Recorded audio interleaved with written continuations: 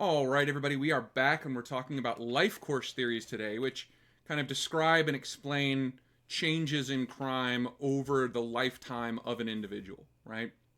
Now, one of the big kind of observations in this field was by Sampson and Loeb, who we've already talked a little bit about in a previous section. And they talk about what they call state dependence, okay? And they show that this age crime curve can at least partially be explained by these different life events. So, onset and desistance are both correlated, at least sometimes, with these major life events that most people will go through at some point. Things like getting married and either getting a job or losing a job or going to prison or getting into college or dropping out of school or all these different things are associated with either the onset of a criminal career or the desistance of a criminal career. So it's something about these different life events that can increase the kind of probability of crime or decrease the probability of crime. And so the age crime curve is at least partially explained by which of these events happen, at what age do they happen, and whether they're kind of pro-crime or anti-crime events that will help someone either enter into a criminal lifestyle or desist from a criminal lifestyle. But if you look at these different events over the course of a life, they at least seem to be associated with increases or decreases in criminality over the course of that lifetime. All right. Now, Moffitt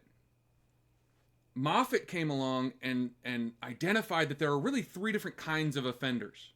When you look at this age crime curve, according to Moffitt, it really kind of comes down to these three patterns. Okay. The first is non-offenders. These are people who never have any sort of criminal or deviant career. And this is a tiny percentage of people. Right? 1 to 3% of people never commit any kind of deviance, even in the late adolescence, when most people really are committing some level of deviance. Right? The vast majority of people fall into what Moffitt calls the adolescent limited offenders. This is kind of the norm, okay? This is where during adolescence you commit some level of relatively minor stuff, the vandalism, the petty theft, shoplifting maybe, skipping school, that kind of thing. And interestingly, studies of learning theory and differential association combined with this paradigm have shown that these adolescent limited offenders are the ones that are really strongly influenced by their peers. Right? So remember differential association theory? That seems to really be a much better explanation of adolescent limited offenders, which again is the vast majority of all of us. And learning theory and differential association seems to be less able to describe and predict the behavior of the life course persistent offenders, which is the third group that Moffitt identified. And again, this is a very small percentage of people, 4 to 8% roughly. But these are the ones who have very long criminal careers, early onset, late desistance, high intensity, high frequency, right? These are the ones that commit the violent crime, the serious crime. These are the ones that have a rap sheet a mile long, getting into the kind of stereotype of the lifetime criminal, right?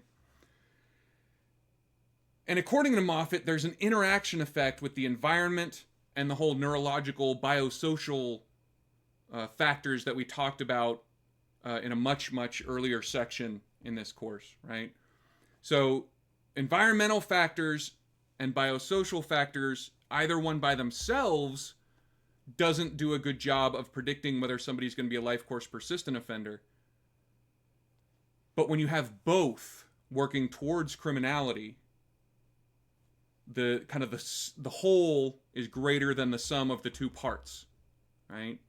So when both are pushing somebody towards crime, that is one of the factors, or a very good predictor or correlate of this life course persistent offending. Okay? Now, there's also the integrative cognitive antisocial potential model, which that's a lot of, of syllables. That's a mouthful. And this is a very complicated kind of theory from a researcher named Farrington. But the very short version of this theory is that it's about antisocial potential. Okay? And everybody has some level of antisocial potential. But there's short-term antisocial potential, which is kind of immediate factors. Alcohol and drug use, routine activities factors, right? But then there's also long-term antisocial potential, which is dictated by things like parenting, how your parents raised you, socialization, social bonds, all those things.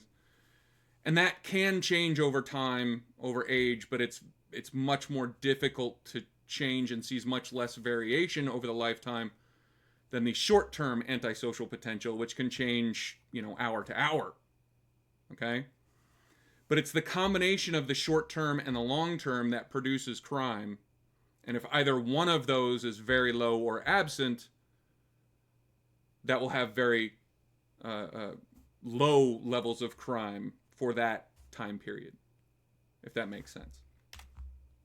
Now, looking at all these different life course theories, and there's a bunch more. This, I just gave you a small smattering of all the ideas and theories that have been proposed to explain or describe how different ages produce different levels of crime.